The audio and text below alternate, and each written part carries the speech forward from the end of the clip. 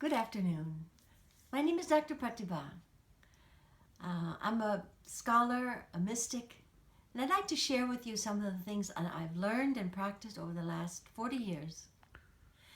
I've worked in education and higher education as administrator and as a teacher and instructor of psychology and counselor. Especially, I'd like to share with you how in my life I have studied and practiced different types of psychology, especially the ones that have been helpful are those that combine your prana, combine your breath, and tell you how breath influences how your mind works. Generally, people don't think about that too much. You think about your breath when it doesn't work well and you have a cold and you cough and you know your breathing is having a hard time. But there's a whole science. Pranayama is a very deep science. Not like some people think it's just a little bit of doing a little breath practice.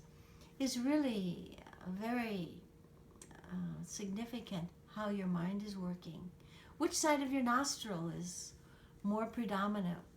So these things you can control yourself, and it will bring you a lot more peace of mind, happiness, success in what you want to be successful for. You're going to present a presentation or something. These things can help you feel the way you want to feel and have the skills in your mentality working and your mind and your sense of feeling strong and ready to do the job. So it helps your work life and can help your relationships.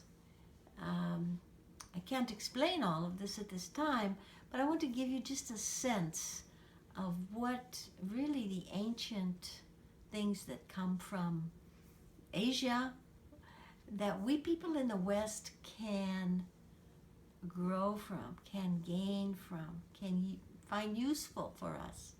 There's so much stress now in the world.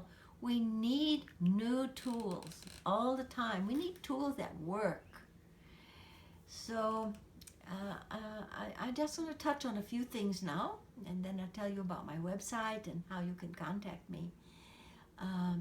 Another idea is there's a lot of confusion that people would like to cure in the sense of what is life really about. And people respect science now very much. And many people think you have a life and then you die and that's it.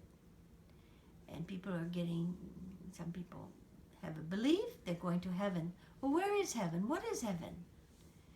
And but a lot of people are more the existentialist and feel that that's it.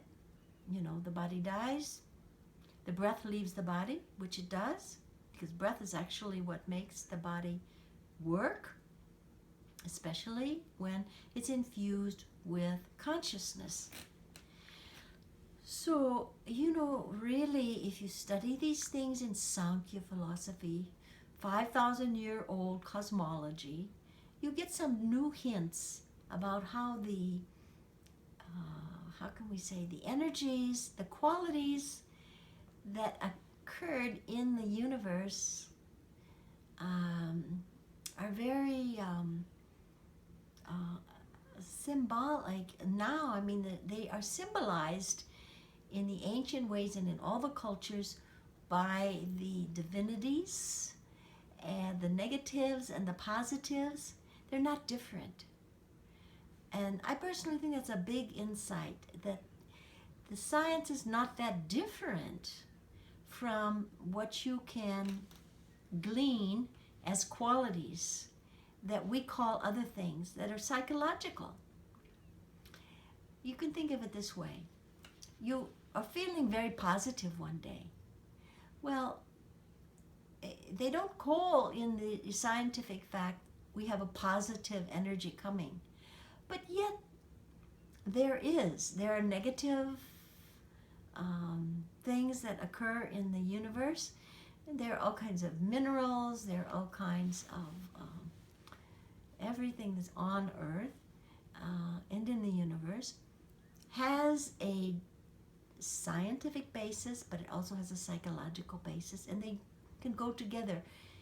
If you give some time to try to understand it, it can be meaningful, it can be helpful to your life.